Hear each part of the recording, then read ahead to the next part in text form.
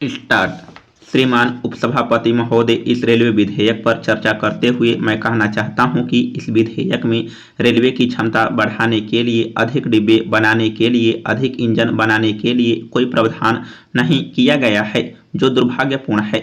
जहां तक रेलवे कर्मचारियों का सवाल है, रेलवे में पुर्जे की गड़बड़ी या रेल कर्मचारियों की अक्षमता के चलते दुर्घटनाएं होती है, लेकिन इस दुर्घटना का मुआवजा आम जनता के माथे पर डाला जाए और आम लोगों से टैक्स लिए जाएं, यह कोई युक्तिसंगत तर्क नहीं मालूम पड़ता।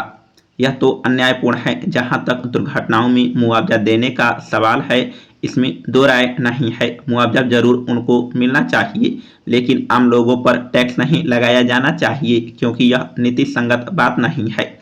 यह सरकार अपने आप को समाजवादी सरकार कहती है। संविधान में सब भारतीय नागरिक बराबर है, लेकिन हवाई जहाज में जो सफर करते हैं और जो दुर्घटनाग्रस्त होते हैं और जिनकी मौत होती है, उनके लिए 1 लाख रुपये और ट्रेन में दुर्घटनाग्रस्त होकर जिनकी मृत्यु हो जाती है, उनके लिए 50,000 रुपया।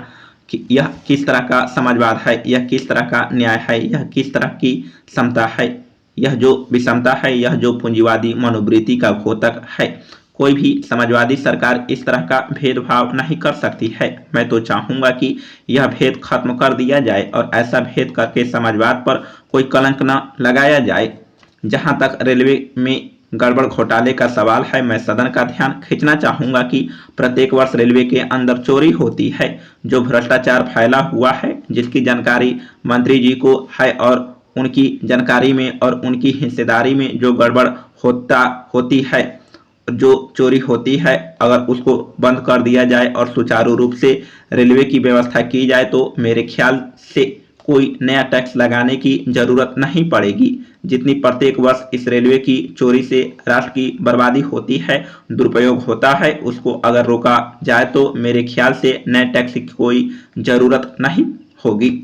हम रेल मंत्री जी से कहेंगे कि सदन को आश्वासन दे कि जो गड़बड़ी है, जो भ्रष्टाचार है, जो कुव्यवस्था है, उसको वह दूर करेंगे।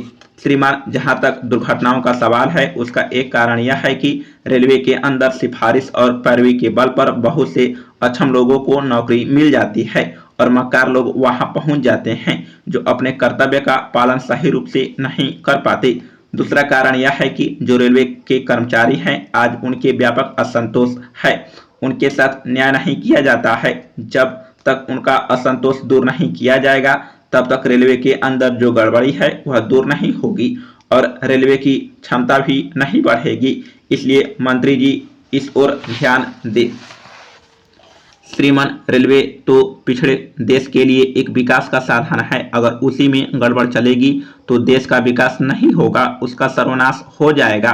जहां तक पिछड़े क्षेत्रों का सवाल है, उसमें मैंने मंत्री जी से इसी सदन में आग्रह किया था कि बिहार में वैशाली एक ऐतिहासिक जगह है, जहां की विदेशी पर्यटक लोग भी आते हैं, लेकिन वहां कोई रेल लाइन नहीं है।